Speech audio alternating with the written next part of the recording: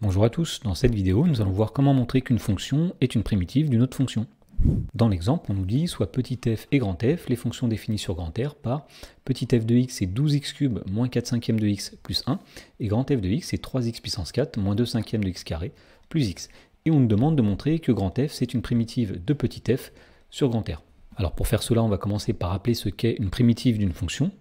Alors, si petit f c'est une fonction définie sur un intervalle grand I, eh bien on dira qu'une fonction grand f est une primitive de petit f si pour tout x dans l'intervalle grand I, grand f' de x c'est petit f de x. Autrement dit, grand f est une primitive de petit f si petit f c'est la dérivée de grand f. Donc pour montrer qu'une fonction grand f est une primitive d'une fonction petit f, il suffit de dériver grand f et de montrer que cette dérivée c'est petit f.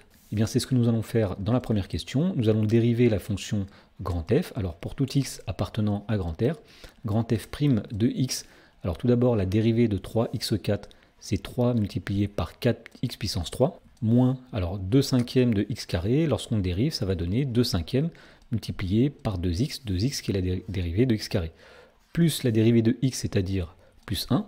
Alors lorsqu'on réduit cette expression, 3 fois 4 x au cube, ça fait 12 x au cube, moins 2 cinquièmes fois 2, c'est-à-dire 4 cinquièmes de x, plus 1.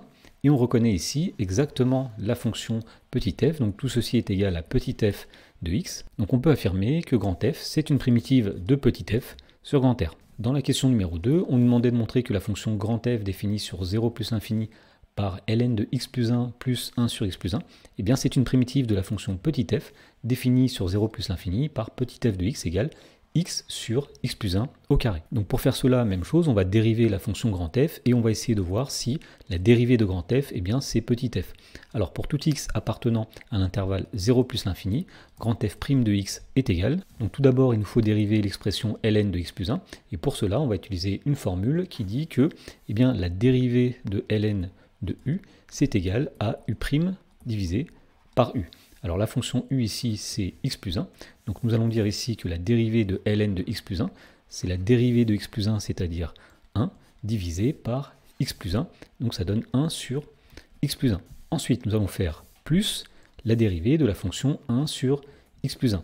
Et donc pour dériver la fonction 1 sur x plus 1, on va utiliser une formule de dérivation qui dit que eh bien, la dérivée de 1 sur v, c'est égal à moins v' sur v carré. Alors la fonction v ici c'est x plus 1, donc nous allons dire que c'est moins la dérivée de x plus 1, c'est-à-dire moins 1, divisé par v au carré, c'est-à-dire x plus 1 au carré.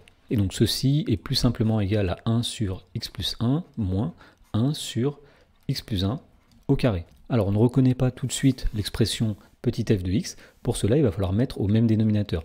Donc nous allons mettre les deux fractions sur x plus 1 au carré, donc la fraction qui est à droite est déjà sur x plus 1 au carré.